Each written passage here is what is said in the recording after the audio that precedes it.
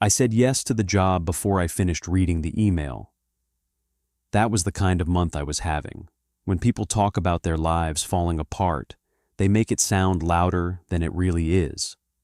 They talk about slammed doors, screaming matches, final warnings, some dramatic point where everything collapses all at once. Mine came apart quietly. First, the job I thought I could keep forever disappeared under the kind of corporate language that makes a layoff sound like a weather event. Then the apartment I could barely afford became impossible. Then the woman I'd spent 4 years pretending to build a future with finally got tired of hearing me say things would turn around soon. The worst part was that she hadn't even left during the layoff or the rent problems. She left when it became obvious I was starting to believe my own excuses less than she did. After that, everything became temporary. Temporary couch, temporary work, temporary phone plan, temporary city. I was 32 years old, living out of 2 duffel bags and pretending that meant I was flexible instead of lost. During the day, I sent out applications to anything with overnight pay, hazard pay, or a hiring manager desperate enough not to ask too many questions. Warehouse loader, hotel desk clerk, hospital janitor, graveyard shift security.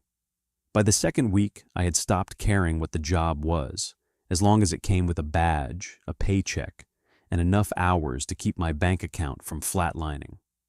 Temporary got expensive fast. By the time I found the airport posting, I had $43 in checking, a gas tank drifting toward empty, and 3 missed calls from the motel manager, reminding me that weekly stopped meaning flexible the moment you were late on payment. The airport listing caught my eye because it looked fake. Night operations assistant, regional airport, overnight shift, immediate start, no prior aviation experience required, good pay, full benefits after 90 days, transportation stipend, retention bonus after 6 months. The language was weirdly bare, almost careless, like whoever wrote it assumed nobody serious would apply anyway. I applied at 2:11 in the morning from the lobby of a motel that charged by the week. The coffee by the front desk had been burnt down to sludge hours earlier. The night clerk had the television turned low enough to suggest pity. I remember staring at the posting and thinking that anything offering benefits to a man in my position was either a miracle or a mistake. By noon the next day, I got a call. The man on the line introduced himself as Leonard from Airport Operations. He had the dry, exhausted voice of someone who had either smoked for 30 years or spent them disappointed in strangers. He didn't ask many questions. He confirmed my name, asked whether I could work nights, whether I had reliable transportation, whether I was comfortable being alone for long stretches, and whether I could start as soon as possible. As soon as possible usually means yesterday, I said. There was a pause on the line. Then he said, "Good." That should have bothered me more than it did. Instead, I asked about the pay again, because it was better than anything else that had called me back. Leonard repeated the number. I checked the email while he was saying it, just to make sure I hadn't imagined the first version. What exactly would I be doing? I asked. Monitoring the terminal overnight, logging maintenance issues, coordinating with cleaning crews and security if something comes up, watching the gates. Watching the gates? Another pause. Making sure they stay closed. I laughed a little because it sounded like a joke. Leonard didn't laugh with me. He told me to come in that evening for paperwork and a walkthrough. When I asked how many other people worked the shift, he said, "Enough." That answer sat wrong with me all afternoon. Still, By 6 o'clock, I was driving north with half a tank of gas, a wrinkled button-up from the bottom of one duffel bag, and the kind of hope that only shows up when you've run out of better options. The airport was farther outside the city than I expected, past empty industrial parks and warehouse roads where the streetlights seemed spaced for a place busier than the one I was seeing.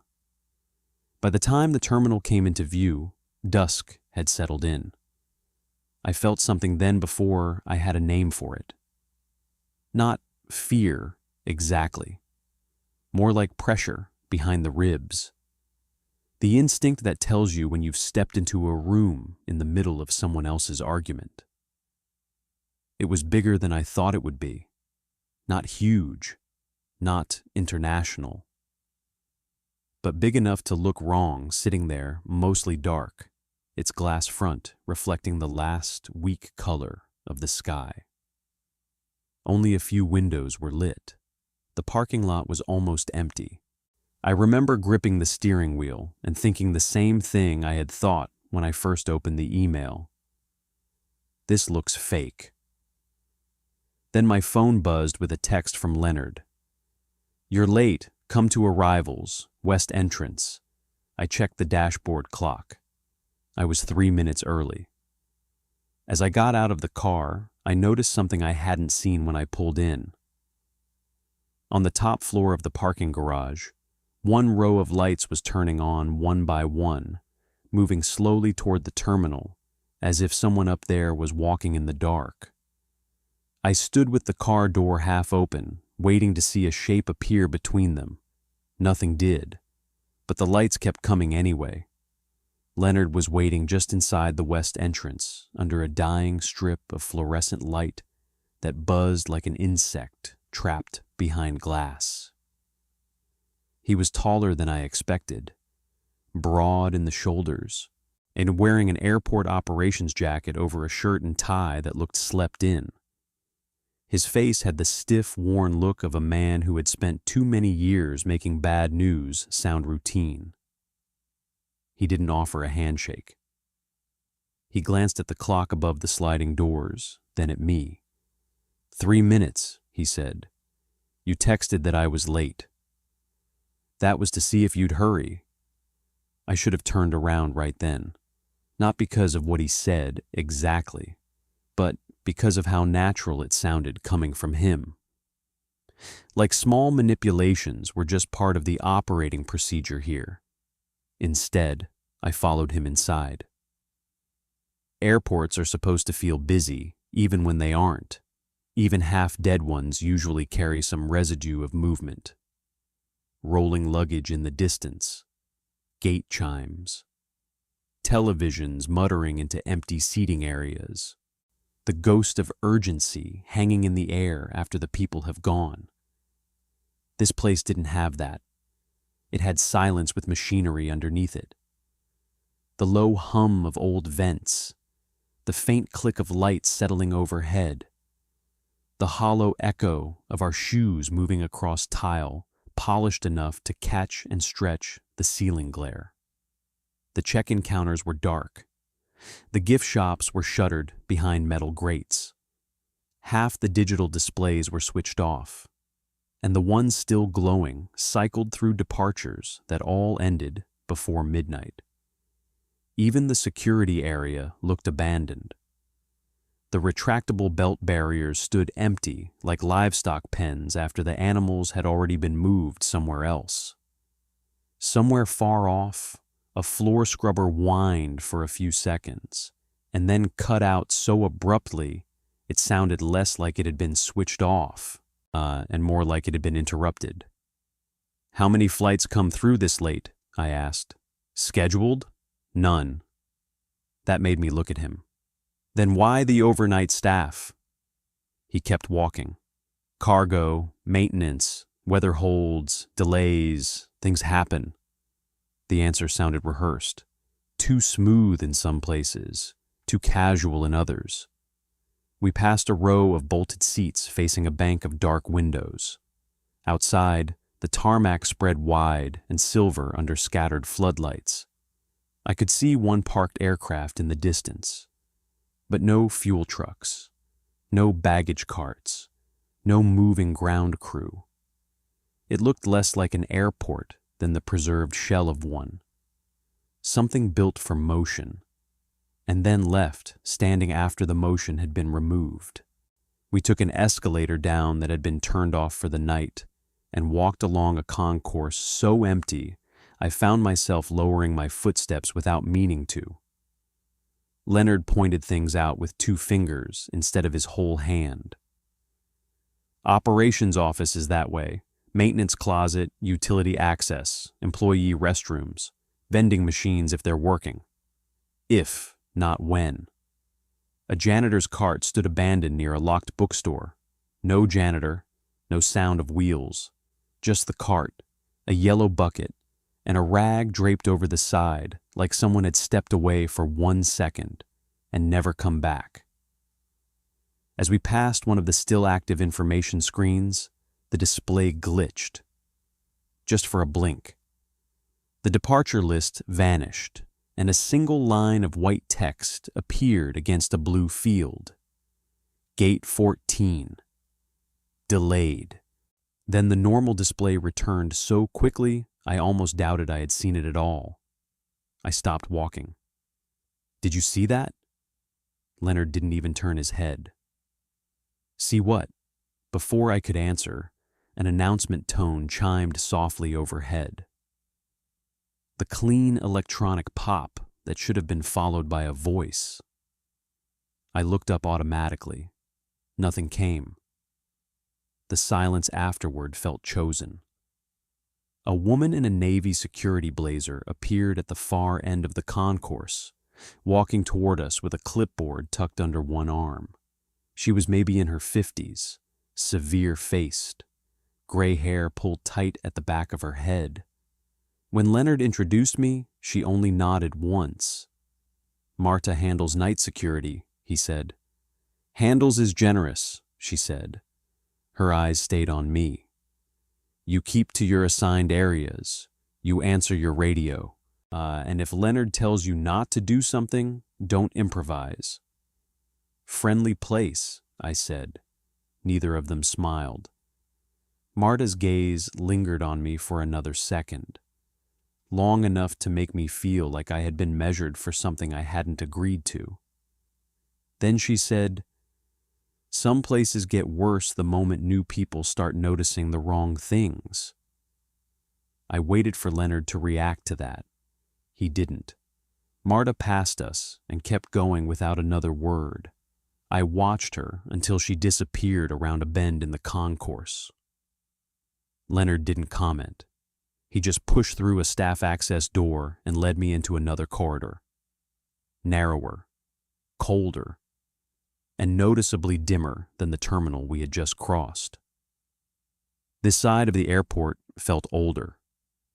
The floor changed from polished tile to scuffed composite. The walls were lined with framed emergency maps, old promotional posters, and locked doors with labels that had been peeled away over time. We passed Gate 9, then Gate 10, then a sealed restaurant with chairs stacked upside down on the tables behind glass. Most of this wing stays closed, Leonard said. Then why are the gate signs on? He looked up as if noticing them for the first time. Some of them don't shut off right. Ahead of us, the corridor bent slightly left. Past the bend, I could see one last stretch of concourse, ending in darkness, broken by a single green exit sign and the faint red glow of an unoccupied gate desk monitor. Leonard slowed without meaning to. Not much, just enough for me to notice. At the far end hung a sign for Gate 14. He kept his voice flat when he said, "You won't need that side tonight." The way he said tonight made it sound less like reassurance, and more like a temporary arrangement. The operations office sat behind a frosted glass door with peeling black letters that read, Terminal Control. though there was nothing especially controlling about the room inside. It looked less like the nerve center of an airport and more like a break room that had been forced into authority. 2 desks, 3 humming monitors, a coffee machine with a cracked reservoir, a wall clock that ticked too loudly. Someone had pinned weather printouts, gate diagrams, and shift rosters to a corkboard in so many overlapping layers that the corners curled outward like bark.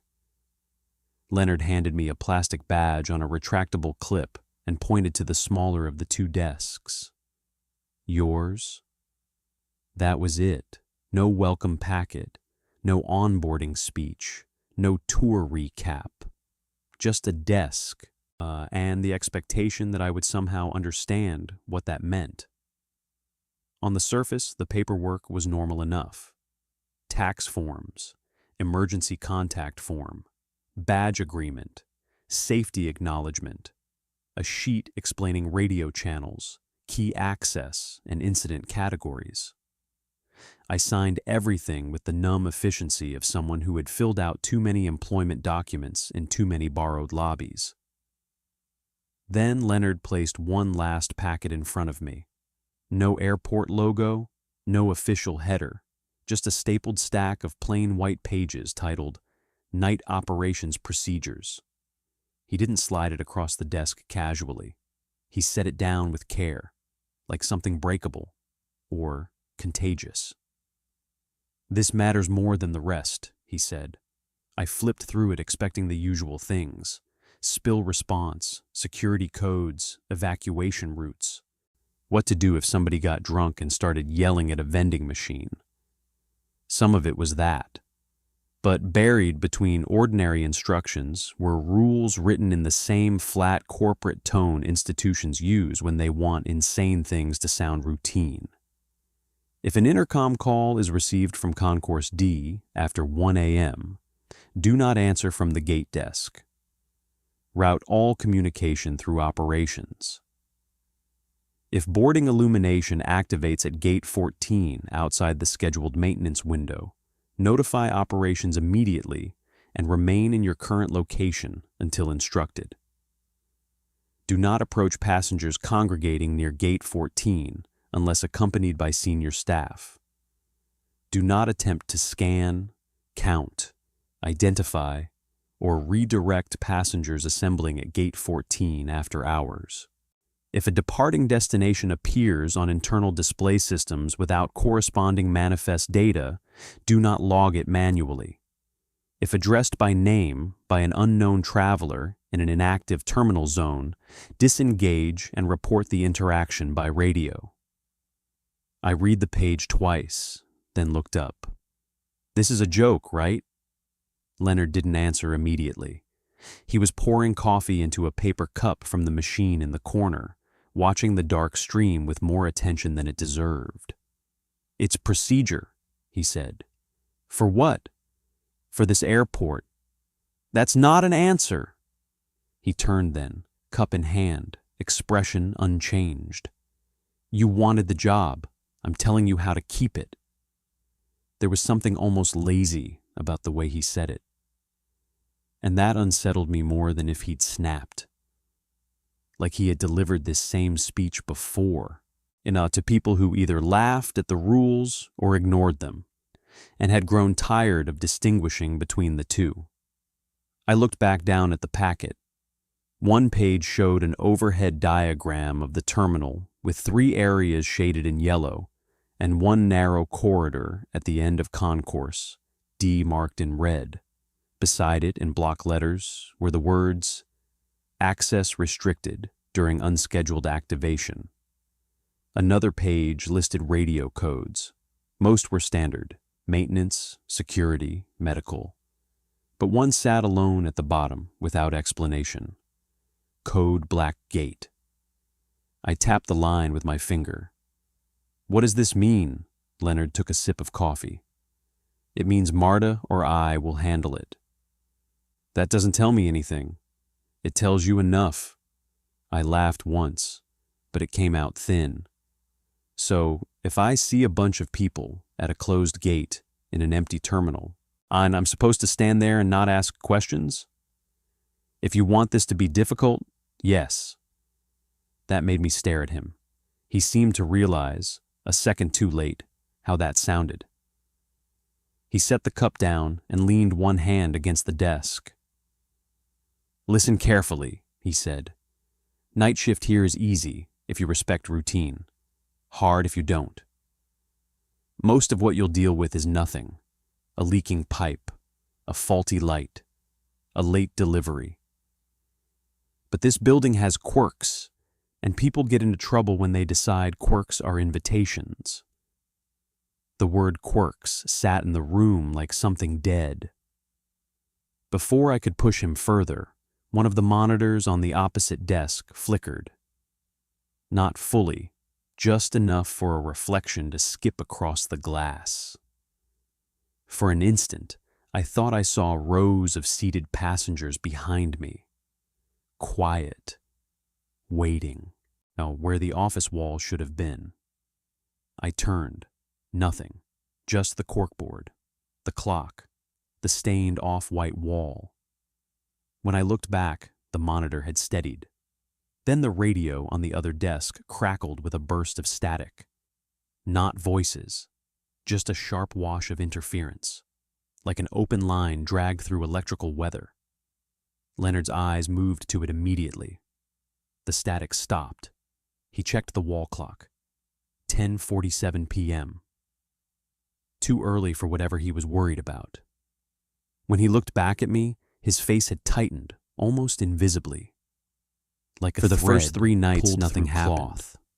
That was almost enough, he said, to make me feel stupid. Read it until it stopped sounding not stupid for taking the job. I still needed it too badly for that. Stupid for the way Leonard's packet had gotten under my skin. For the way I kept rereading those pages during quiet stretches, as if the wording might shift under the fluorescent lights and reveal the punchline. By the second night, I had started treating the whole thing like workplace folklore. The kind every building seems to grow when too many people spend too many hours inside the same stale air. Hospitals have haunted elevators. Hotels have rooms nobody wants to clean alone. Airports, apparently, had one dead concourse and a set of procedures written by someone who needed therapy or a transfer. Most of my shift really was routine. I logged a leaking sink in an employee restroom near baggage claim. I signed for a late catering delivery meant for a charter flight that had been canceled 6 hours earlier. I reset a flickering vending machine twice and finally slapped an out-of-order sign on it with more satisfaction than professionalism. Around 1 a.m, Marta made a slow loop through the main terminal with her clipboard and her expression of permanent disappointment, nodded at me once, and kept moving. The airport at night had its own rhythm, and on those first shifts, I almost started to settle into it. Not comfort, exactly. More like surrender. After midnight, the building seemed to exhale. The air conditioning dropped into a lower, softer hum. The departure board cycled through the same dead information until the blue-white glow felt less like useful data and more like a machine trying to reassure itself.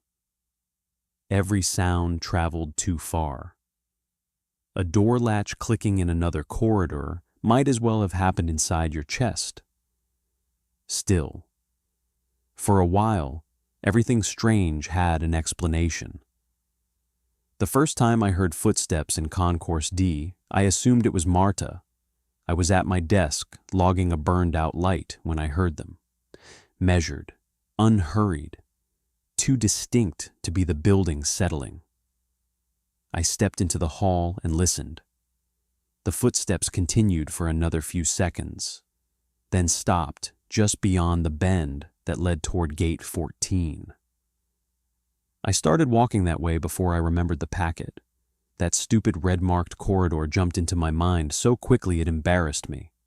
By the time I rounded the bend, I was already rehearsing the explanation I would use on myself once the concourse turned out to be empty. It was empty. No Marta. No janitor. No lost traveler dragging a suitcase through the wrong wing. Just rows of bolted seats, a dark gate desk, and the reflective black of the windows beyond. I stood there for maybe 10 seconds, telling myself sound traveled strangely in empty buildings. Then the overhead speaker above gate 12 crackled. It wasn't a full announcement, just the soft electronic pop that usually comes a second before a voice starts speaking. I looked up instinctively, waiting for the message. Nothing. A few moments later, another pop answered from farther down the concourse. Then another, closer this time. Silence folded back over everything. I told myself it was old wiring. That explanation lasted until I caught my reflection in the window glass. At first, I barely noticed it, just my own shape thrown back at me in the dark, washed faintly by terminal light. Then I shifted my weight to turn away from the gate. The reflection didn't. It stayed angled toward the far end of the concourse for one impossible second. Still, attentive, as if it had seen something I hadn't. Then it moved again, with me. I stepped back so fast, the heel of my shoe squealed against the tile. The sound snapped me out of it. I looked harder. Window. Darkness. My own pale face. Nothing else. I stood there breathing through my mouth, furious at the rush of adrenaline climbing up my throat. Angry in that specific embarrassed way people get when fear catches them before pride can stop it. I went back to the office and didn't mention it. That was the first thing I kept to myself. The fourth night was when the airport stopped returning the favor. At 12:43 a.m., the departures board over the central concourse flickered hard enough to make me look up from the incident log. The listed flights vanished. For 1 second, the screen went black. Then new destinations appeared in a layout different from the normal system display, with tighter lettering and no airline codes. Most of the names looked wrong immediately. Not foreign, not exactly, just off.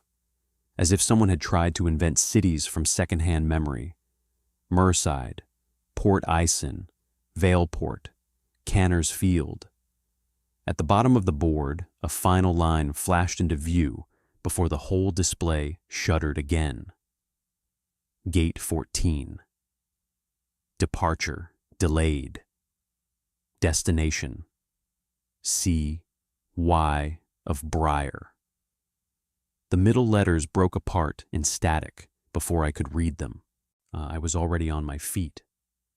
By the time I crossed half the concourse, the board reset itself to the normal overnight display. Canceled flights, weather notices, nothing scheduled until 5:40 a.m. I stood beneath it long enough to see my own reflection staring back at me from the glassy surface, pale and uncertain. Then the screen twitched once. Not enough to change the display. Just enough to distort my reflection so that, for a blink, the version of me in the board looked like he was standing somewhere farther away, deeper in the terminal, closer to Concourse D. I stepped back. The image corrected itself. When I returned to the office, the radio on the empty desk beside mine gave a dry burst of static. Then very softly, like someone leaning toward a microphone in another room, I heard my name. Daniel. I froze. The voice hadn't sounded loud. That was what made it worse. It sounded near, intimate. The kind of voice used by someone who already knew they had your attention. The radio went quiet. No follow-up, no code, no explanation, just enough to make the office feel occupied. The first time Gate 14 woke up, it did it so quietly I almost missed it. I was in the operations office at 1:07 a.m., halfway through a stale protein bar and trying to decide whether the heater had broken again or the building was just colder on purpose.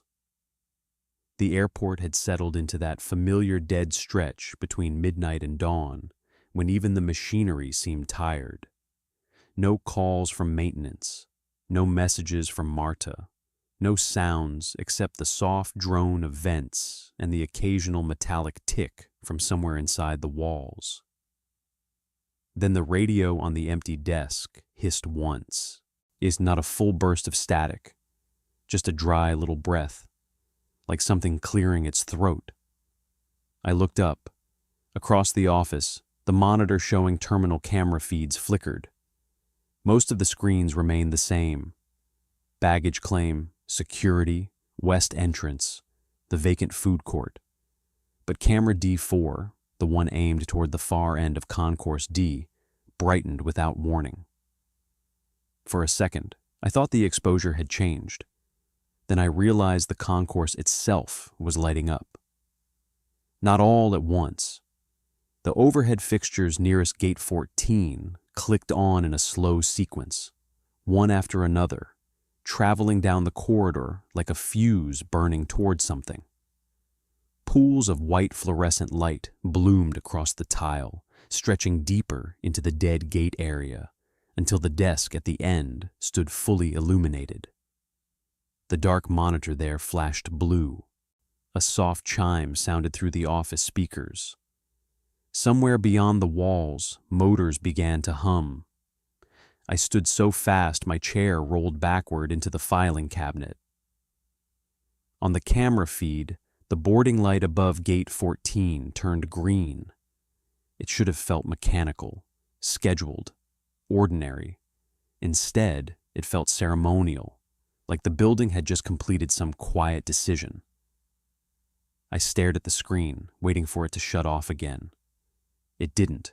The radio cracked alive before I could reach for it. "Operations," Marta said. Her voice was low and sharp. "Do not leave the office." I pressed the transmit button anyway. "The gate just came on." "I know. What the hell is happening?" A pause. Then, "Stay where you are." That would have been easier if the rest of the airport had stayed normal. It didn't. On camera, D2, figures began appearing at the far end of the concourse. I don't know how else to say it. They were simply there. 1 second, the corridor was empty.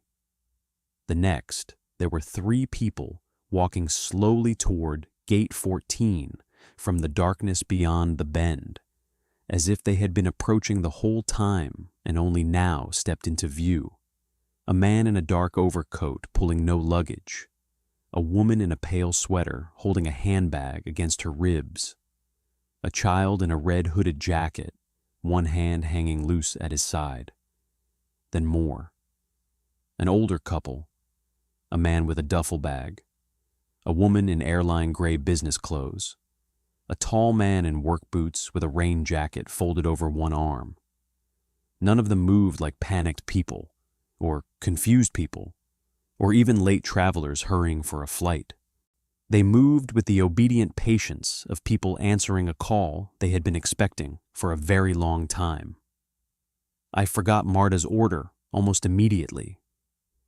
By the time I reached Concourse D, the jet bridge was extending. The sound of it was wrong. Not the usual heavy hydraulic grind you hear in normal terminals. This was smoother, almost restrained, like the machine was trying not to wake anyone. I stopped just short of the bend and looked toward Gate 14. The gate area was fully lit now. The display above the desk no longer showed a number. It showed a destination. City of Briar. No airline, no flight code. Just those 3 words in flat white letters against a blue field. My skin went tight. The passengers kept gathering in front of the desk, silent, orderly, facing forward. None of them spoke to each other. But none of them checked phones or watches. None of them looked irritated or afraid. They only waited, all angled toward the mouth of the jet bridge, as if something beyond it had already begun boarding. Then one of them turned his head. He was near the back of the line, maybe 40, narrow-faced, clean-shaven, dressed in a brown jacket, too light for winter. His eyes found me instantly, though I was half hidden in shadow near the corner. He smiled with tired recognition, like we had met before. Then he said my name. For a second, I honestly thought I knew him. That was the worst part. Not because his face was familiar in any real way, but because the recognition came first, and the fear came after. Like some buried part of me had been waiting to place him. He stood there in that line of silent passengers beneath the green boarding light, looking at me with the calm, exhausted patience of a man spotting a coworker across a platform.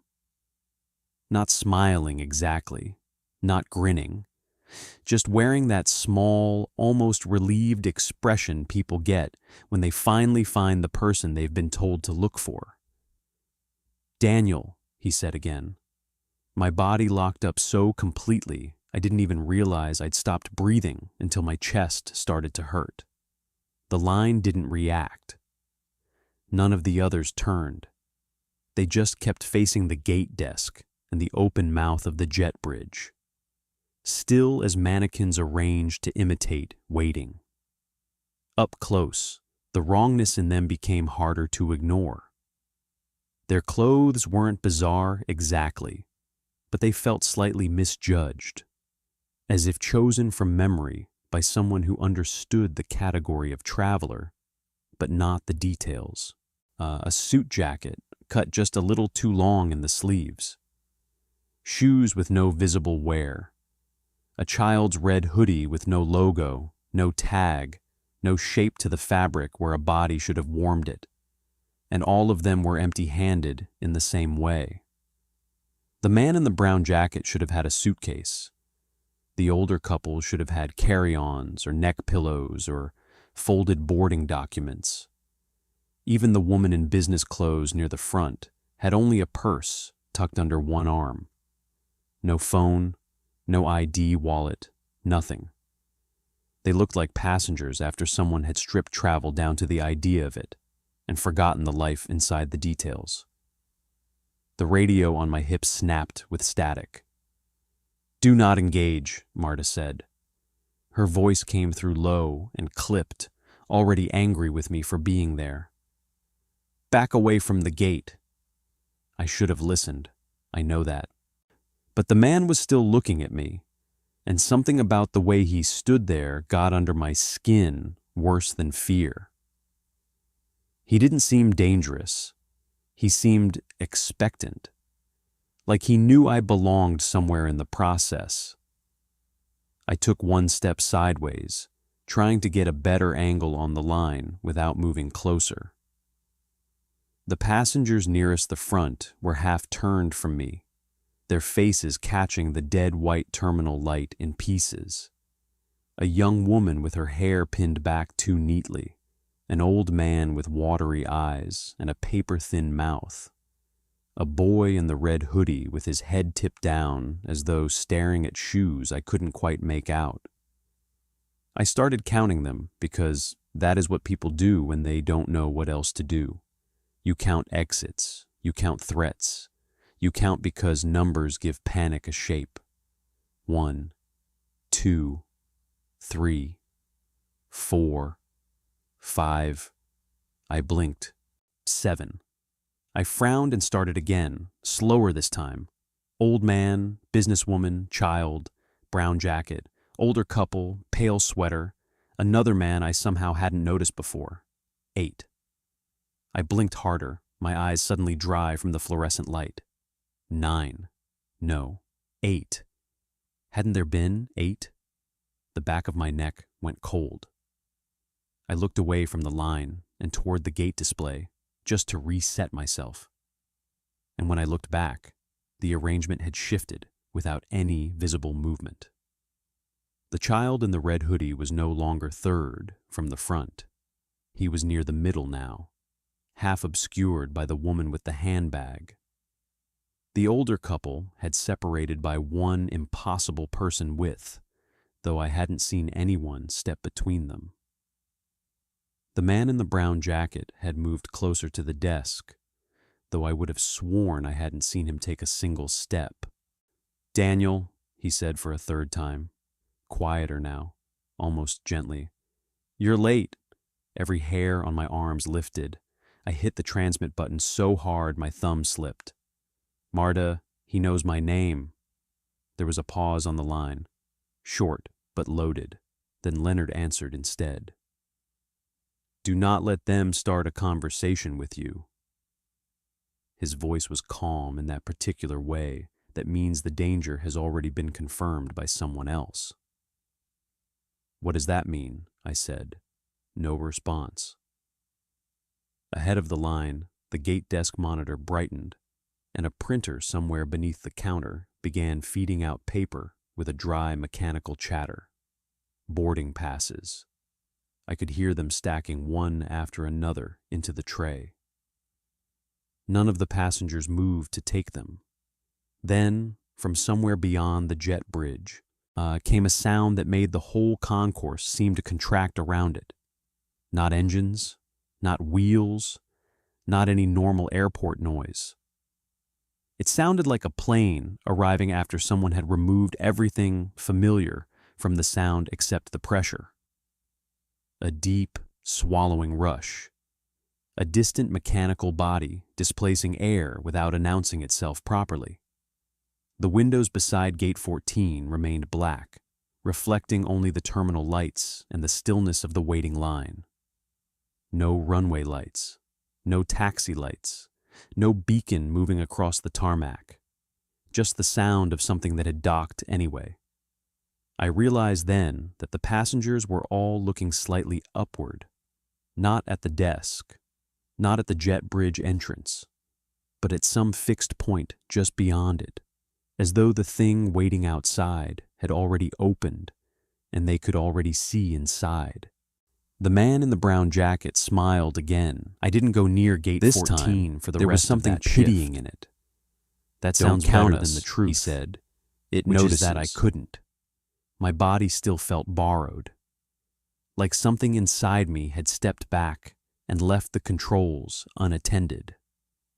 I stayed in the operations office with the door open, listening to the airport breathe through its vents and distant wiring, while the radio sat silent on the desk between Leonard and me, like a third person refusing to speak first. He came in 10 minutes after the gate shut down. I hadn't heard him approach. 1 second, I was alone, staring at the camera feed as the passengers disappeared from Concourse D one by one without ever seeming to walk away. And the next, he was standing in the doorway with his tie loosened and his operations jacket half-zipped, looking less surprised than irritated.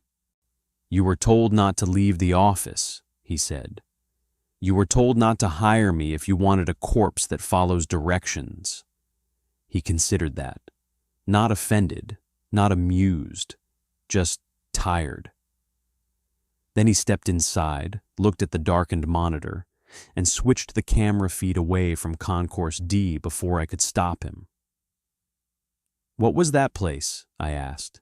"No place you're going." "That's not an answer either. It's the only one you're getting tonight." I wanted to keep pushing, but the problem with fear is that once it settles in properly, anger has to fight for room. By the time dawn light began whitening the far windows of the terminal, I had gone from furious to exhausted, and from exhausted to determined. Leonard and Marta could treat the whole thing like weather if they wanted. I was done waiting for them to become honest. The airport had records. Every place like this did. Shift logs, maintenance requests, badge histories, staffing rosters. Systems were built by people, and people left paper behind. I came back the next night early on purpose. Leonard wasn't in yet. Marta was somewhere doing her first security pass. The operations office was mine for almost 20 minutes. And that was enough. The computer login at my desk was laughably unprotected. My employee credentials still had temporary access, but temporary access apparently included far more than anyone had intended or cared to restrict. Internal incident logs, archived staffing schedules, maintenance records going back almost 12 years.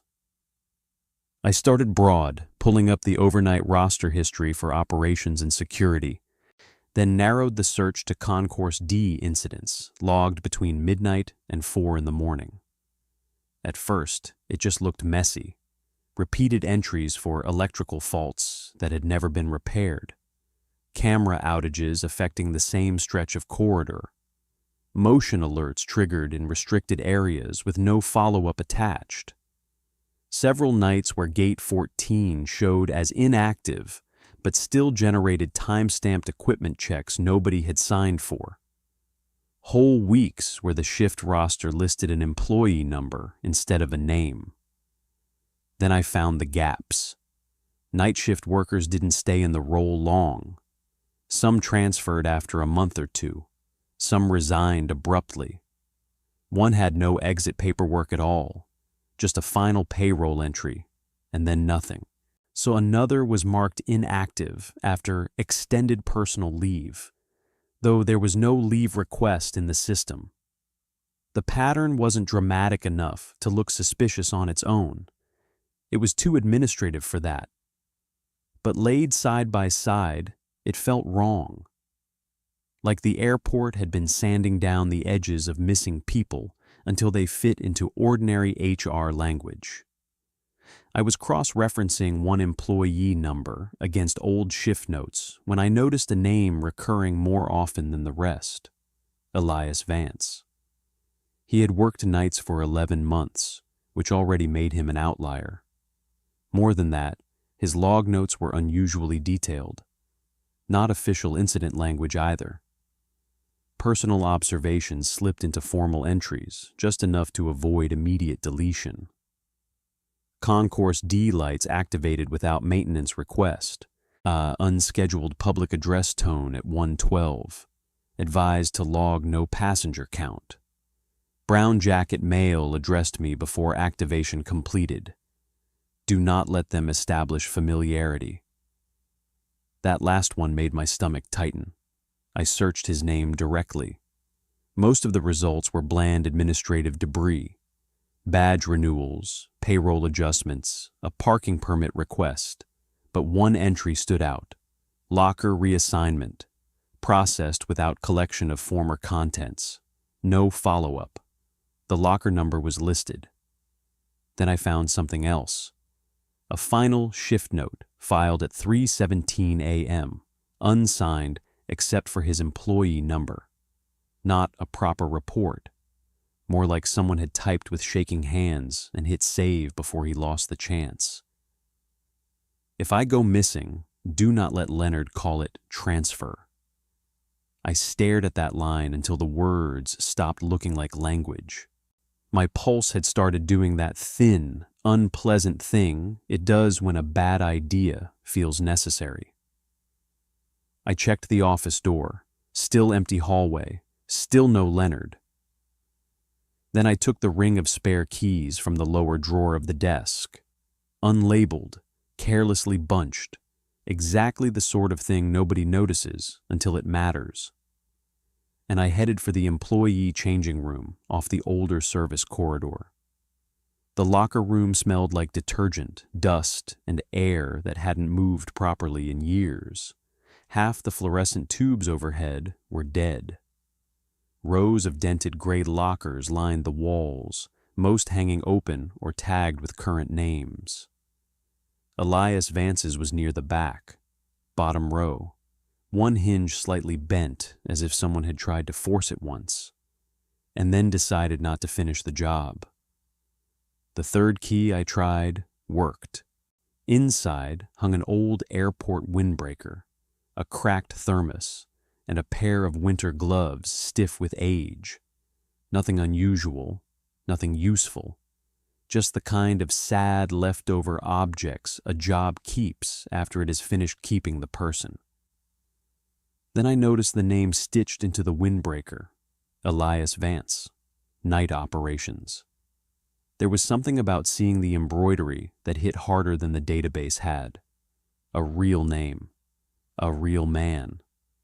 Not a missing entry in a roster, but someone who had once zipped this jacket up under bad lights and expected to go home after his shift.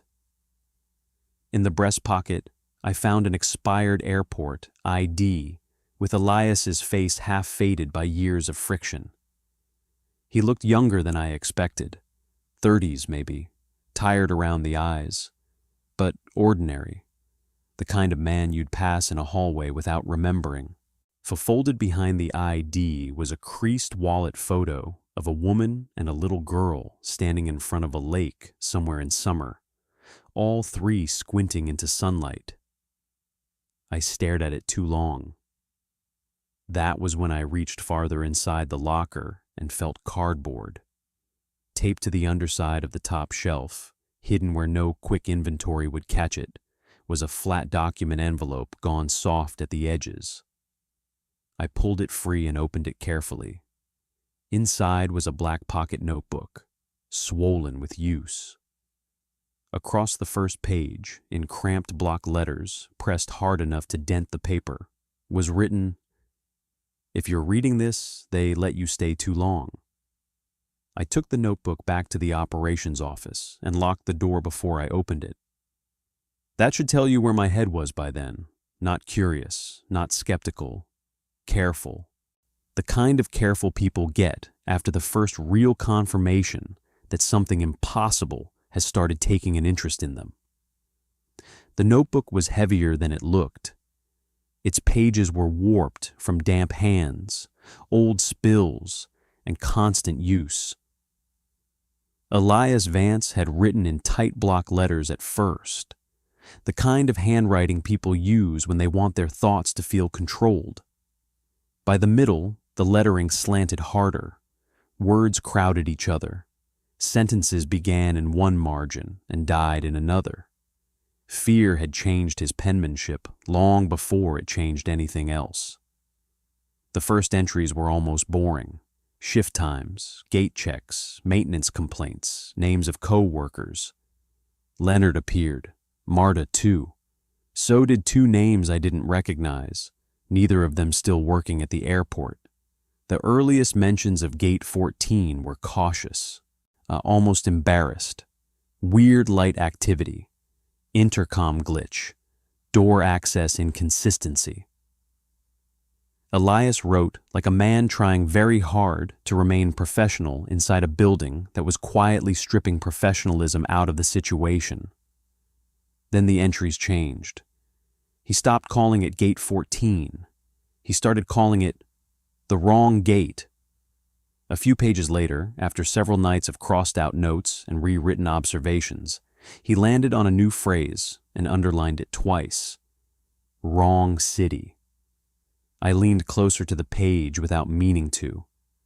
According to Elias, the thing at the end of Concourse D did not activate at random. No matter what Leonard said, no matter how often maintenance buried it under electrical fault reports, it followed conditions. Delays helped. Storm systems helped more.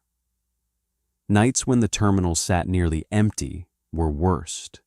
The gate liked low traffic, canceled departures, and the particular emotional atmosphere of stranded people. Not crowds, not busy confusion, the leftovers, the tired, the broke, the disconnected, the people already halfway detached from ordinary schedules, the people easiest to redirect. One whole page contained nothing but times and weather notes. Fog, freezing rain, high wind advisory, ground stop, diversion, staff shortage, no passengers until 12:48, activated at 1:11. The pattern was ugly because it made sense in a way no haunting should. It wasn't feeding on fear. It was feeding on transit logic. Delay, isolation, displacement, waiting. The emotional static of travel when people stop feeling rooted anywhere and become movable. Farther in, Elias stopped describing symptoms and began writing warnings. Do not think of it as a place. Do not think of it as a hallucination. Do not think the passengers are all dead because some of them weren't when they boarded. That line made me stop breathing for a second. The next pages explained what he meant, as much as explanation was possible. The city wasn't another airport, and it wasn't a hidden terminal. It was a destination built out of approximation.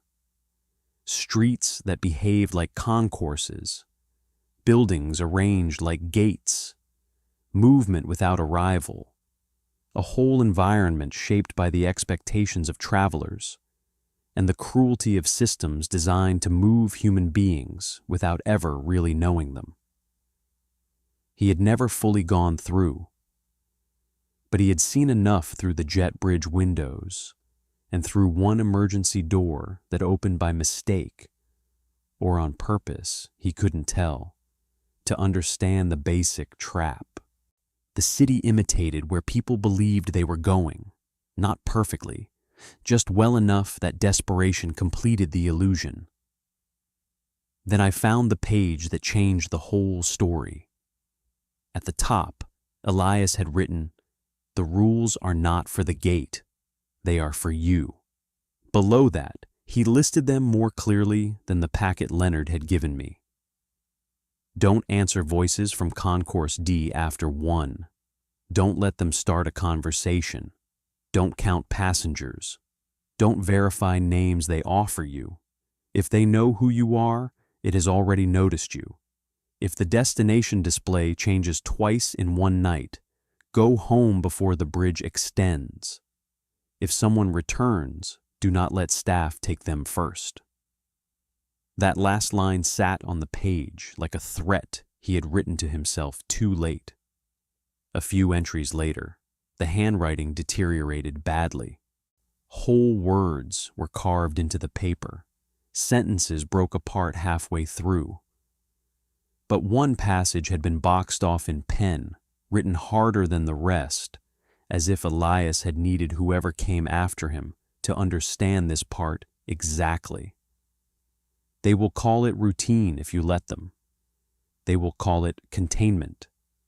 They will act like the worst thing here is panic, when panic is the only honest reaction left. If the airport starts sounding practical, that means the airport has already accepted the cost. I read that twice, then a third time. That was the moment I stopped thinking the airport was hiding a secret. The airport wasn't hiding it. The airport was managing it. I made the mistake of thinking the notebook had prepared me. That lasted until 1:06 the following night. I had spent the first half of the shift trying to behave normally, which turned out to be harder than fear should have made it. Every routine task felt staged now. Every hum of the building seemed purposeful. Even Leonard's silence at the start of the night struck me as rehearsed, like he had already decided how much I was allowed to know and was waiting to see whether I would force him to adjust the script. He asked no questions about why I was early. I asked none about Elias Vance. We moved around each other with the careful politeness of men pretending they hadn't both seen something that should have ended the conversation permanently. At 12:51, a storm front rolled in. Not a loud one, no thunder, no dramatic rain hammering the glass, just a steady wash of cold weather that blurred the outer windows and smeared the runway lights into pale halos. The departure boards flickered twice around 12:58, enough to make my stomach tighten. By 1 o'clock, the airport had gone from empty to suspended. Even the air felt paused. charged with the kind of waiting Elias had written about. Delay, isolation, displacement, a building full of routes with nowhere to send them. At 1:04, the office radio hissed. At 1:05, the camera feed for Concourse D brightened. At 1:06, Gate 14 came alive. This time, I didn't rush out immediately. I watched the sequence from the monitor first. The lights along the corridor clicked on in order. The green boarding lamp flared over the gate desk. The display above it blinked once, twice, then resolved into white text over a blue screen. City of Briar. No flight number. No airline branding. No gate change notification. Just the destination. Flat and patient. As if the airport had always meant to send someone there tonight.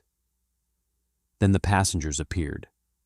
I could feel my heartbeat in my gums while I watched them gather in ones and twos from the edges of the concourse. Not walking in from the main terminal. Not arriving from security or baggage claim. Just resolving into presence. The way people step into dreams already halfway through whatever they were doing. A woman in a dark coat with a scarf wrapped too tightly around her throat. A college-aged guy with a backpack hanging from one shoulder. A family of 3 I somehow only realized was a family after I had stared at them too long. Their spacing made no sense, but their arrangement looked intentional. Like they were being placed rather than forming. I remembered the notebook. Don't count them. Don't let them start a conversation. If the destination display changes twice in one night, go home before the bridge extends. I looked at the gate display again. It flickered. For a fraction of a second, the destination changed to something longer. A denser block of white letters I almost couldn't parse before it broke apart in static. Then it settled back into City of Briar. Twice. My body knew what to do before my pride did. Go home, take the badge off, leave the airport, let Leonard and Marta keep their dead gate and their procedures and their quiet little conspiracy. Instead, I stood up. I wish I could tell you there was some noble reason for that. There wasn't. It was anger, mostly. Anger at Leonard. Anger at the airport. Anger at the fact that Elias's notebook had dropped me into the middle of a disaster other people had already accepted as infrastructure. I was tired of being managed. Tired of being warned in fragments. Tired of feeling like everyone in the building knew the shape of the nightmare, except the person it had started noticing. So I took the hallway to Concourse D. The corridor felt colder than the rest of the airport. Cold enough that my teeth touched once when I turned the bend. The gate area ahead was lit too brightly, every surface overexposed under the fluorescent panels. The passengers stood in their silent arrangement facing the jet bridge entrance. None of them moved. None of them looked at me. The jet bridge had already extended, not all the way, just far enough to seal itself to something outside. I moved closer than I had the night before, stopping behind the last row of seats where I could still duck back around the corner if I had to. From there, and I could see the gate desk printer feeding out boarding passes in a neat, endless rhythm. Slip after slip after slip. The tray was full, but the machine kept printing, letting them spill onto the counter and then onto the floor. No one picked them up. Through the windows beside the gate, I should have seen the tarmac. Rain haze, runway lights, service vehicles ghosting through the weather. Instead, I saw only darkness, and the faint, distorted reflection of the terminal behind me. Then came the docking sound. It did not sound like a plane arriving. It sounded like pressure, equalizing between two enormous spaces that should never have connected. A deep, smooth rush that seemed to pass through the floor before I heard it with my ears. The windows trembled once. A few of the passengers lifted their heads in unison. No runway noise. That was the first impossible thing. No descent. No tire scream. No reverse thrust. No taxi rumble crossing wet concrete from some unseen point in the storm. Nothing that suggested a physical aircraft had just approached an active gate. 1 second, the jet bridge connected to empty dark. The next, it was connected to something with weight. I edged farther to the side until I could look through the angled glass panel nearest the bridge seal. At first, I thought I was seeing the reflection wrong. The body outside was plane-shaped in the way mannequins are people-shaped, close enough to trigger recognition, wrong enough to poison it immediately. The fuselage was too narrow in some places and too swollen in others, as if designed by someone working from fragments of passenger memory. No airline logo, no window glare.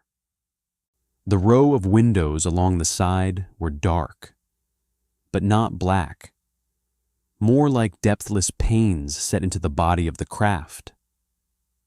The door aligned with the bridge stood open, though I had not seen it unlock. There were no navigation lights, no engines that I could make out, no visible movement anywhere on it except for a slow ripple beneath the skin of reflected rainwater, which made the whole structure look less parked than waiting. I don't know how long I stood there before I realized someone beside me was speaking. Boarding shortly, the voice came from the gate desk speaker in a soft, almost cheerful murmur. Not a full announcement, more like the remains of one, caught in a loop too damaged to complete itself. The passengers did not react, but the desk monitor changed. A new line appeared beneath the destination. Now, boarding. The printer chattered harder. A boarding pass slid off the pile and landed face up near my feet. Against every instinct, I bent and picked it up. The paper was warm. It looked almost normal at first glance. Thick stock, barcode, departure time, boarding group. But the details refused to stay steady when I tried to focus on them. The flight number rearranged itself between blinks. The gate listed as 14 one moment, and something like D14A the next. Under passenger name, the line remained blank for 1 second too long. Then letters appeared. Daniel Reeves. The footsteps in the jet bridge did not hurt. I almost dropped it. That made them worse. I heard the first footstep. If something had charged, everything else had gone so still. If the passengers had panicked. If alarms had started screaming, a slow and lights had failed, tread, and the whole airport had finally dropped the lie of being manageable from the other side. I think one of the passengers near the front of the line turned his head slightly. At least been honest. Not enough to look at me. The sound coming through that enclosed only enough for me to see the corner of his mouth lift. Human in rhythm. That was when I understood the last thing Elias had meant. Steps on metal flooring. It wasn't the plane arriving that mattered. The same neat pause. It was what came back, as if whoever was approaching had all the time in the world and knew everyone waiting at the gate would still be there when he arrived. No one in line moved. The passengers kept facing forward in that awful, obedient stillness, hands at their sides, shoulders loose. Thine eyes trained on the mouth of the bridge. Even the child in the red hoodie stood perfectly motionless. Only their attention had shifted. I could feel it. They were no longer waiting to board. They were waiting to receive. The first figure emerged through the gate door 3 seconds later. For one stupid instant, my brain tried to file him under normal. Male. Mid-40s, maybe. Average height. Dark jacket. Travel clothes. Then the details reached me one after another, and Normal fell apart. His skin looked stretched thin with dehydration, not gray exactly, but dulled, as if all the color had been leached inward. His beard had grown out in uneven patches, days or weeks past deliberate stubble. His lips were cracked. His left shoe was missing its lace. The jacket he wore had airport dust on the shoulders, an old grit caught in the seams, like he had been sleeping in places no one cleaned. But it was his expression that did the real damage. He looked like a man who had been trying not to panic for so long that the effort had become the only thing keeping him upright. He stumbled once as he crossed the threshold from the jet bridge into the gate area. The line parted for him without seeming to move. That should have been impossible. They had been standing shoulder to shoulder. Yet suddenly there was a space in the middle of them, a narrow aisle of human stillness opening just wide enough for him to pass through. None of them touched him. None of them acknowledged him. They simply adjusted around his path as if the geometry of the line had expected him. His eyes found me immediately, not with recognition like the brown jacket passenger had, with desperation. "Don't let them," he rasped, and then his knees nearly buckled. I dropped the boarding pass and started forward before I could think better of it. "Sir," I said, because I had no better word for him. "Hey, sit down, sit down." He grabbed my forearm with shocking force. His hand was freezing, not cool from rain or wind or cold cabin air, freezing in the dead, bloodless way metal railings feel in winter. The contact locked every muscle in my shoulder. He pulled me half a step closer, eyes wide enough to show crescents of white all around the irises. "There's no sky there," he whispered. The sentence hit harder than if he had screamed. Before I could answer, before I could even decide whether to drag him away from the gate or ask what the hell he meant, another voice cut across the concourse. "Step back, Daniel." Leonard.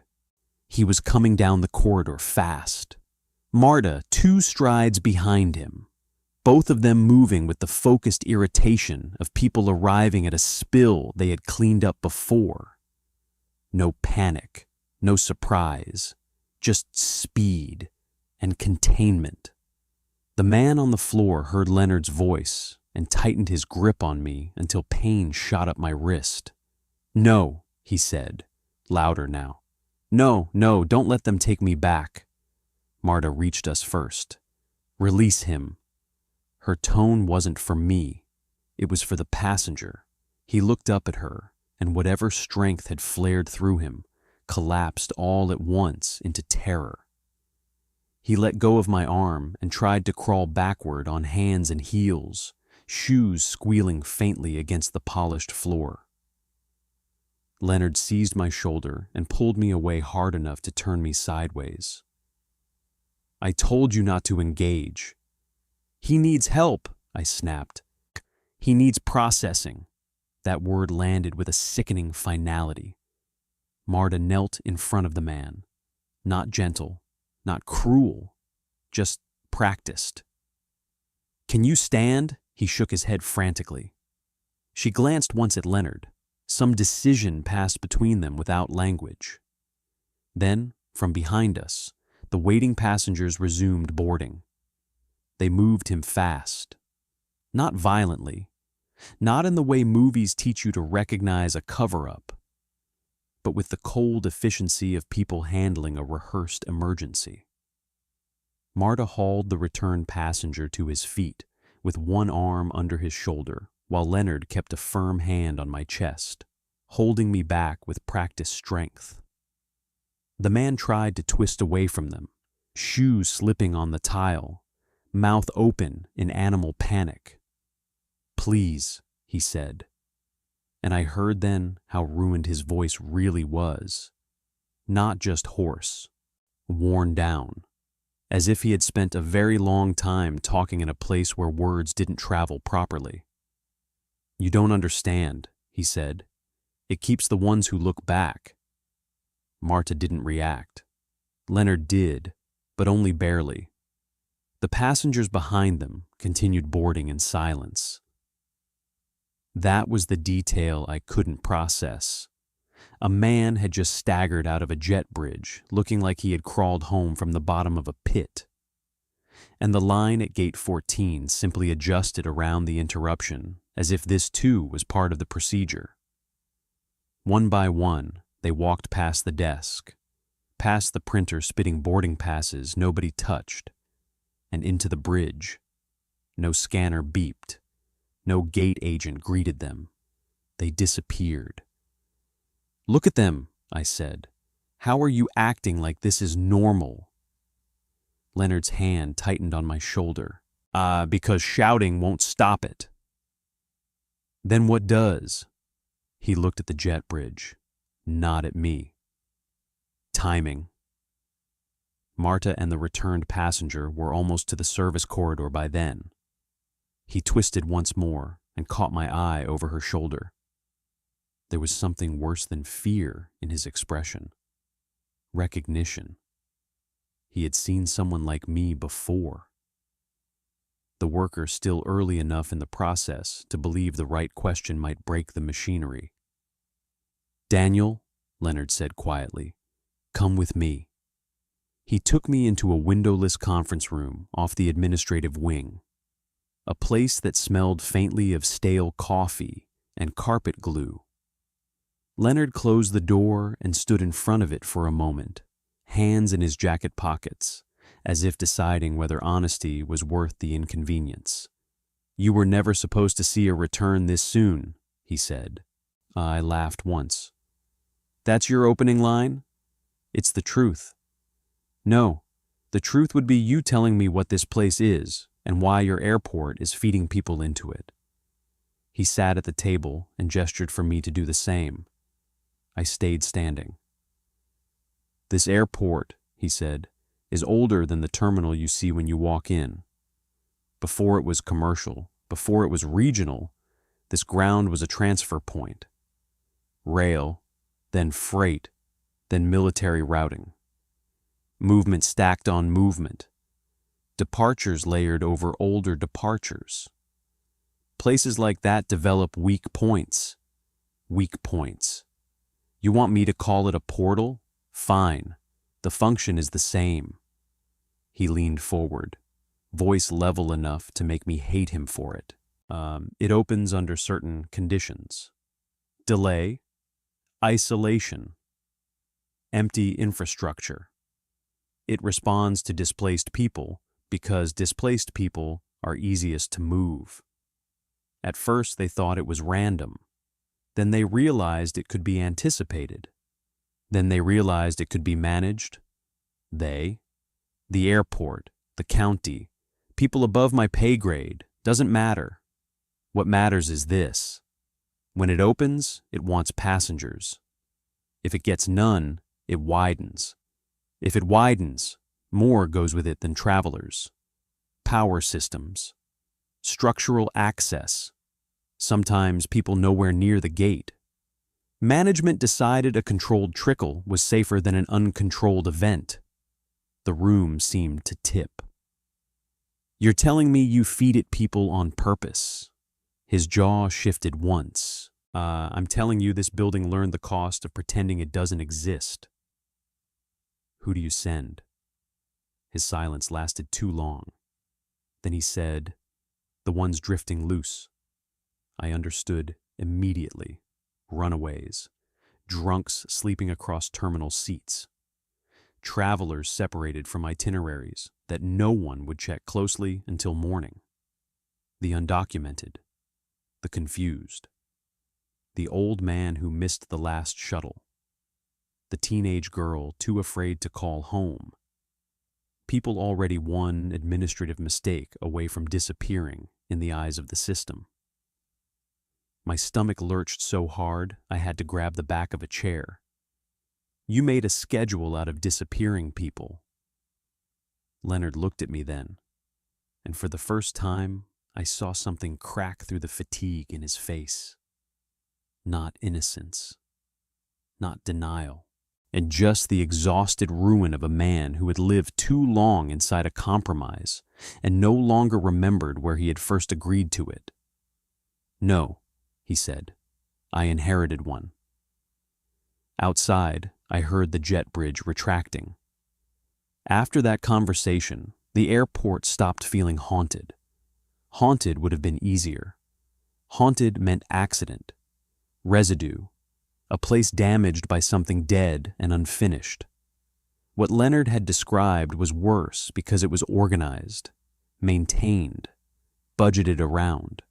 There were forms for it, schedules for it, thresholds someone had studied and normalized until human disappearance could sit inside official procedure without making the walls crack open from shame. I don't remember much of the rest of that shift. I remember Leonard telling me to take the following night off, for my own good, which sounded less like concern than containment. I remember driving back to the motel with both hands locked so hard around the steering wheel, my knuckles hurt, until morning. I remember standing in the shower long after the water had gone cold, replaying one sentence over and over, the ones drifting loose. The next day, I packed my duffel bag, not neatly, not with a plan. I just started putting my life back into the same 2 bags I had arrived with. The way a man in a motel room starts dressing the moment he realizes the police outside might be there for him. Shirts, charger, razor, half a box of granola bars, Elias's notebook. My badge sat on the sink where I had thrown it the night before. I stared at it for a long time, trying to decide whether leaving it behind would feel more like freedom or surrender. By 6 that evening, I was still there. That is the part people always judge hardest in stories like this. Why didn't you leave? Why didn't you get in your car and keep driving until the airport was 3 states behind you? I asked myself the same thing while the light died outside the motel window. Part of it was money. That ugly, humiliating truth deserved its place. I had less than $400 to my name and a gas tank that wasn't full. Part of it was pride. Leonard's calm had gotten into my head, made me hate the idea of becoming one more man quietly redirected by a system, because it had decided my panic would follow a predictable route. But the biggest part was worse than either of those. I had started to feel watched, not in the cinematic sense. No face outside the window, no figure in the hall, nothing that obvious. It was subtler than that, and somehow more invasive. My phone lit twice with unknown numbers and said nothing when I answered. The television in the motel room blinked to black once, and in the second before the picture returned, I saw a departures board reflected over my shoulder where the mirror should have been. When I turned, there was only the stained wall and the cheap motel artwork bolted above the bed. Later, in the parking lot, a woman I had never seen before passed my car, glanced through the windshield, and smiled at me with tired recognition, the same way the brown jacket passenger had smiled at the gate. When I looked back after fumbling for my keys, she was gone. A few minutes later, I noticed something faintly fogged across the inside of my windshield, though the car had been locked and cooling in the evening air. Gate 14. I wiped it away with the side of my hand so hard it squealed against the glass. Then my room key stopped working. I went back to the front desk, trying to sound normal while the clerk reactivated it. When I returned and slid the card again, the small light on the lock flashed red once, then green, then red again in a slow pattern that made no sense. 1, 4. The door finally clicked open. Inside, the motel room phone was already ringing. Nobody uses motel room phones anymore. I jumped hard enough to knock over the plastic cup beside the sink. The phone rang again. And again. Slow, patient intervals. I crossed the room on numb legs and lifted the receiver. Static. Then a soft, electronic pop. The kind that comes before a public address announcement. A voice said, very clearly, "Final boarding call for Daniel Reeves." The line went dead. I didn't go back to the airport because I wanted answers after that. I went back because some instinct older than reason had finally begun screaming that distance no longer mattered. Leonard had been wrong about one thing. Or maybe he had lied by omission. The airport wasn't the only part of the system. It was the gate, the visible mechanism, the place where the process still looked physical. But once the wrong city noticed you properly, it didn't need walls to test your willingness. The terminal looked almost relieved to see me. That's the only way I can describe the sensation that hit when the sliding doors opened and the conditioned air rolled over me. The building had the same stale fluorescent quiet, the same dark concessions and empty seating banks. But now, every familiar object seemed arranged with intention. The departure boards glowed a little too steadily. The windows reflected me a fraction too clearly. Somewhere far down the concourse, an intercom clicked softly to life, and then chose silence. Marta was waiting near the operations office.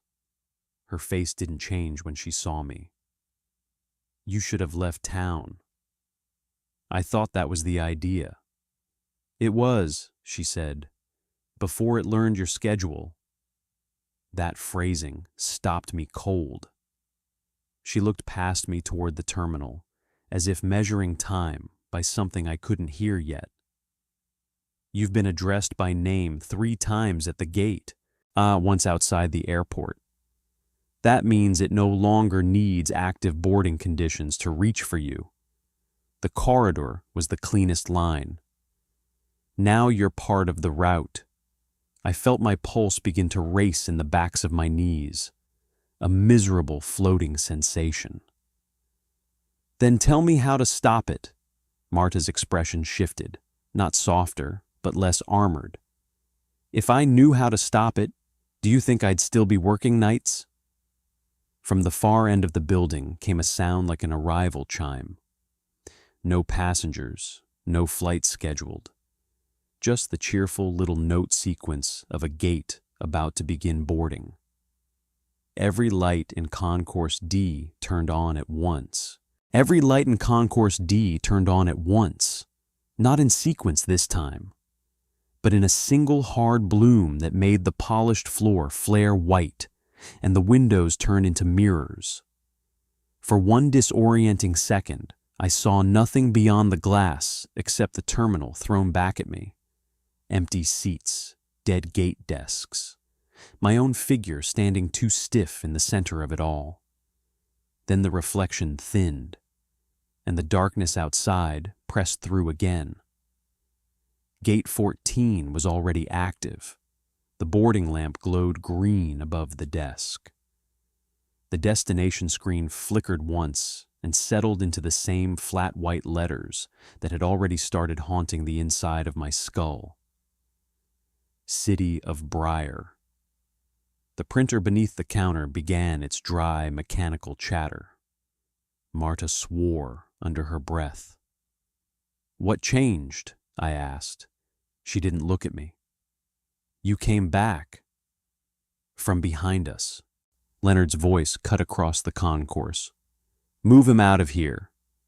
He was jogging toward us from the administrative corridor, jacket half-zipped, radio in one hand. For the first time since I'd met him, he looked genuinely alarmed. Not tired, not resigned, alarmed. That alone told me how bad this was. I should have listened. I know that now. But fear had done something strange to me over the last few days. It had sharpened into anger so cleanly that the two had become almost impossible to separate. I was tired of being maneuvered by people who spoke in procedures and half-truths. Tired of hearing what not to do from the same staff who had spent years feeding this thing in the name of containment. Then the first passengers appeared at the bend in the corridor. Silent, measured, a trickle becoming a line. And I saw enough in that first glance to know these weren't the usual strays the airport had been sacrificing. No drifters, no confused late travelers in travel clothes. These people looked ordinary in the most dangerous way possible. A man in scrubs with a hospital AD clipped to his pocket. A woman in gym clothes still holding her car keys. A teenage boy in a school jacket. A father with a sleeping child on his shoulder. Whatever had changed, the net was wider now. Leonard saw them too, and all the color left his face. "Daniel," he said, sharp enough to stop me. "If it widens here, the whole terminal goes with it." The line from Elias's notebook came back with brutal clarity. If it gets none, it widens. I looked at the passengers, then at the gate, then at the jet bridge sealed to the black outside. And for the first time since taking the job, I understood what Leonard had really hired me for. Not to survive the airport, to help it choose. Something in me went cold and steady. It wasn't bravery. It was the point where disgust finally outweighed fear. Either I kept letting this place react to us, or I crossed the threshold and found the piece of the system that made reaction possible. "I'm ending it," I said. Leonard gave a short, humorless laugh. "You don't even know what it is." "No," I said, "but I know where it starts." Before either of them could grab me, I ran. I vaulted the row of seats nearest the gate and hit the floor hard enough to jar my teeth. The printer kept spitting boarding passes. One slid beneath my shoe. The passengers did not break stride, but I felt their attention swing toward me all at once, the way birds turn in flight. Marta shouted something behind me. Leonard cursed. I didn't slow down. The gate desk was warm under my palm as I swung around it.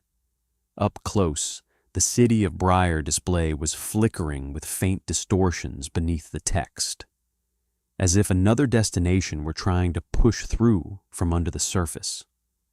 The jet bridge door stood open. Air rolled out of it that did not belong to the airport. Not cold, exactly. Not warm, either. It felt like the pressure inside a sealed place suddenly released after years of waiting. It carried no jet fuel, no rain, no tarmac smell, only dryness and a faint mineral scent, like concrete that had never seen daylight. I crossed the threshold at a run. The bridge lights behind me flickered the instant I stepped inside. The terminal noise dropped away so abruptly it felt stolen. Ahead, the enclosed tunnel stretched toward the impossible plain, but it no longer looked like a normal jet bridge.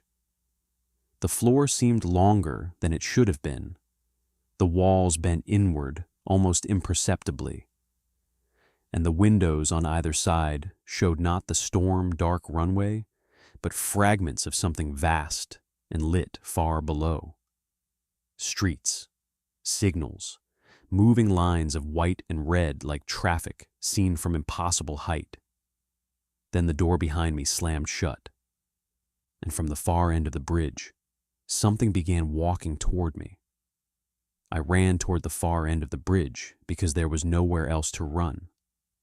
The footsteps ahead of me did not speed up. They stayed measured, calm, impossibly certain, as if whatever was coming knew the tunnel would deliver me one way or another. The walls around me shivered with faint structural groans. But the sound no longer belonged to an airport. It felt deeper than that. Older, wider, like I was moving through a throat built from transit steel and human expectation. Then the bridge ended, not at a plane door, at a platform. I stumbled out into a vast open space and stopped so hard my knees nearly folded. For one broken second, my mind tried to call it a terminal, because that was the closest category it still trusted. But it wasn't. It was a city wearing the logic of a terminal like a disguise stretched too thin. The sky was the first wrong thing. There wasn't one. Above everything hung a high vaulted dark that looked less like night than the inside of a ceiling too distant to focus on, full of dim moving lights that mimicked stars without committing to their shape. Below it spread blocks and streets and structures, arranged in patterns I recognized before I understood them. Buildings stood where gates should have been. Long glass-fronted facades curved like concourses. Street signs hung from archways shaped like departures boards. Intersections split and rejoined with the neat, directional cruelty of airport corridors. Always offering choices, never giving freedom, and everywhere. People were waiting. Some stood beneath glowing signs that listed arrivals instead of addresses. Some sat on benches with luggage that looked fused to their hands. Some drifted in slow circles at corners, staring at mounted maps, even though the maps changed when they looked away. No one ran. No one screamed. The city had sanded panic down into patience. Behind me, the platform where I had arrived connected to dozens of others. Each one opened onto enclosed walkways like jet bridges docking from impossible angles into the sides of towers, plazas, transit halls, and elevated streets. There were no planes, only connections, routes feeding routes, arrivals without origin. That was when I understood what Elias had meant. This place did not imitate a city badly. It imitated travel perfectly, and urban life only enough to trap the mind inside something familiar. A woman brushed past me, wearing a raincoat over office clothes. Her face was drawn with exhaustion so deep it had become her natural expression. She did not look at me. None of them did, at first. They all moved with the same drained obedience I had seen at Gate 14, but slower here, as if time itself were heavier. And then I heard a voice to my left. "Don't follow the signs." The speaker sat on a curb beneath a glowing post marked Local Connections. He looked about 60, maybe older, beard thick and uneven. A carry-on bag clutched between his knees like the last possession he still trusted. One lens of his glasses was cracked. His clothes were layered wrong for the temperature. Shirt over sweatshirt over a blazer with an airline tag still clipped to the lapel. "You're new," he said. I stared at him. "How long have you been here?" He gave a small, empty laugh. "That's one of the first questions this place takes from you." A tram rolled silently through the intersection beyond him. Not on tracks, just gliding over the pavement with destination text burning across its side. Upper terminals. 7 people sat inside, all facing forward, all holding tickets in their laps with both hands. The tram windows reflected streets that were not where it was. I looked farther out and saw districts repeating themselves. A diner corner became a gate lounge, then a bus station, then a baggage claim hall, all nested together as if the city had been assembled from discarded pieces of movement and pause. Every road seemed built to lead somewhere else. None looked built to end. "What is this?" I asked. The old man adjusted his grip on the carry-on. A destination for the misplaced. A machine for people already halfway removed from the world they came from. It learns what departure meant to you and builds around that. A chime sounded overhead. All around us, hundreds of people stopped moving. The old man shut his eyes. Far above the intersection, a departures board flickered to life across the face of an entire building. White letters crawled into place. Final boarding, Daniel Reeves. Every head in the street turned toward me. The moment the board displayed my name, the whole city seemed to lean in. Not physically, nothing so mercifully obvious. But the space around me tightened with attention. The waiting figures in the street, on the benches, in the tram windows, beneath the glowing signs. They all turned toward me with the same slow, obedient motion, as if some instruction had passed through them at once. Not hunger, not anger, recognition. The old man on the curb stood so abruptly he nearly dropped his carry-on. "Run," he said. This time I listened. I bolted across the intersection before the first of them started moving. At first, the city did not chase me so much as rearrange around me. Pedestrians drifted into my path at exactly the wrong moments. Walkways I had taken for open corridors narrowed into bottlenecks lined with shuttered storefronts and dead terminal glass. Overhead, signs flickered and changed as I passed beneath them. Ground transport, rebooking, exit, final call. Every direction promised escape. None gave it. Behind me, the city began to wake up properly. Announcement tones rang from hidden speakers. Departure boards flashed across walls and bus shelters and tower facades. Windows brightened in long strips like concourse lighting. The waiting people did not sprint. They flowed, calm, tireless, inevitable. A crowd moving with the logic of a system instead of the panic of a mob. I cut down a side street that curved too sharply and found myself in what looked like a baggage claim hall built outdoors.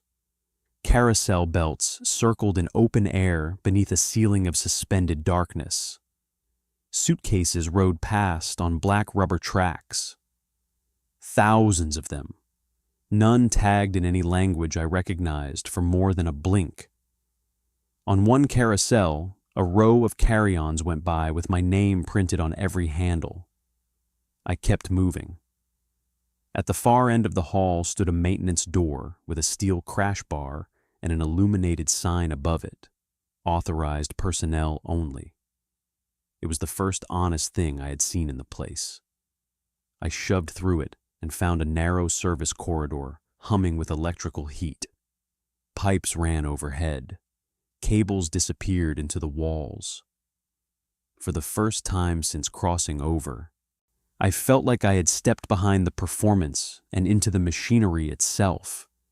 The air smelled of dust, ozone, and something older, something like paper left too long in a locked room. The corridor forked.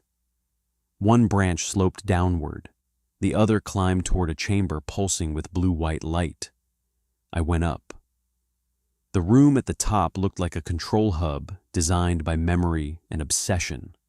Panels lined the walls, some shaped like airport monitors, others like train boards or ancient switchboxes or traffic grids. Roots glowed and died across glass surfaces. Lists of names scrolled faster than I could read. Gate numbers fed into street names. Street names fed into terminal codes. Terminal codes fed into things that looked like dates, and then weren't. The whole place hummed with rerouted intention. At the center stood a console, unlike the rest. It looked almost ordinary. A gate agent's desk, scaled wrong, printer tray, scanner cradle, boarding monitor. A single lever housed beneath a red glass cover. Above it, on a screen bright enough to hurt, were the words, "Active connection, gate 14, passenger pending, me." I reached the console and saw, reflected faintly in the black gloss of the monitor, that I was no longer alone. The man in the brown jacket stood in the doorway. He looked more complete here than he had at the airport, less faded, less exhausted. But there was no comfort in that. He wasn't healing, he was fitting. "You can't shut it down," he said gently. "Only redirect it." I turned to face him. "Who are you?" He smiled in that same tired, pitying way. "Someone who missed his city once and found this one instead." More figures gathered behind him. The old man from the curb, the woman in the raincoat, the child in the red hoodie, others too, emerging from the corridor in silence, not rushing me, not threatening me, only waiting for me to decide something they already understood. I looked back at the lever. Redirect, not destroy. That was the truth the airport had lived with. The system did not end. It fed elsewhere. If I redirected it back into the airport, the machine would survive. The route would survive. They would survive. So would the logic that had already devoured too many people whose lives made them easy to misplace. I thought of the hospital worker, the woman with the car keys, the school jacket, the father carrying a sleeping child, like I thought of Leonard saying the ones drifting loose. I thought of all the quiet places institutions hide their worst decisions and call them protocol. And I understood, with a clarity that felt almost calm, that if I pulled this lever, I might not get home at all. Maybe that was what the smiling faces in the doorway had recognized. Not courage, just the moment a person finally understands the price and chooses anyway. I smashed the red glass with my elbow. The room screamed. That is the only word for the sound that tore through the chamber when I grabbed the lever and forced it down. Not an alarm, not metal failure. A layered mechanical shriek, like thousands of announcements trying to speak at once through blown speakers. Every screen in the room flashed white. Routes convulsed. Names vanished mid-scroll. Somewhere deep below us, something vast and infrastructural began to buckle. The figures in the doorway did not lunge. They smiled, not with joy, with recognition. The floor dropped half an inch and slammed back. Blue sparks spat from the wall panels. The monitor above the console fractured into a black web. Across it, one last message forced itself through the static. Departure canceled. Return not guaranteed. The city started coming apart in layers, not collapsing, unbuilding. Streets beyond the chamber windows flickered between configurations. Towers became concourses, then dark voids threaded with runway lights. Tram lines split and fed upward into the skyless dark. Whole facades peeled into departure boards and then into blank black glass. The imitation was losing coherence. I ran. The service corridor behind me warped while I sprinted through it, and doors appeared where there had been walls. Stairwells stretched and contracted by whole flights at a time. The hum of the machine had become a deep, rupturing thunder. Somewhere inside it, I heard announcement voices tripping over one another in 100 different tones. Final call, delay notice, gate change, emergency evacuation, last boarding, welcome home. I hit the jet bridge platform at full speed, just as the connections around it began detaching one by one from the city beyond. Bridges folded into darkness. Platform sheared away soundlessly. Below me, or above me, I still don't know which, the wrong city flickered like a broken map. One bridge remained connected. Mine. I ran across it while the windows on either side flashed impossible scenes. Runway lights, city streets, static, clouds, an empty terminal, the inside of my motel room, a line of waiting passengers, darkness. Halfway through, the floor bucked hard enough to throw me into the wall. I kept going anyway, shoulder burning, vision blurring. Ahead, the terminal door stood open. Airport light spilled through it in a flat fluorescent rectangle that had never looked so beautiful in my life. I dove through just as the bridge behind me gave a sound like an inhalation reversed. Then silence. I hit the tile on the terminal side and slid hard enough to skin both palms. For several seconds, I could do nothing except breathe. The floor was real beneath me, cold, polished, real. The printer at the gate desk was dead. The boarding light over gate 14 was dark. The display screen above the desk hung black and empty. The jet bridge was gone. Not retracted. Gone. Beyond the windows lay only storm-dark tarmac and the faint reflection of the gate area behind me. Footsteps approached at a run, Marta first, then Leonard. They stopped short when they saw the empty glass beyond the gate. Leonard looked from the window to me and back again, his face gone blank with a kind of horror I had never seen in him before. "What did you do?" I rolled onto my back, laughed once because I was too exhausted to answer like a sane person, and stared up at the airport ceiling as if expecting it to disappear too. "I missed my flight," I said. Nobody smiled. By morning, Gate 14 had been sealed behind temporary construction walls. By afternoon, airport management was calling it a structural hazard. By evening, there was no record in the system that it had ever been an active gate.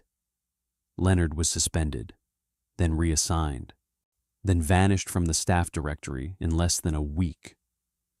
Marta worked 2 more nights and never came back. As for me, I left the city that same day. I drove until the airport was hours behind me, then farther still. I changed motels twice, shaved my beard, paid cash whenever I could, and kept moving until movement itself started to feel like another kind of terminal. For a while, I thought maybe I had beaten it. Then I started avoiding bus stations, train platforms, terminal announcements. I couldn't sleep if an air conditioner clicked in the night the same way the gate speakers had. Every soft electronic pop made my whole body tense before my mind caught up.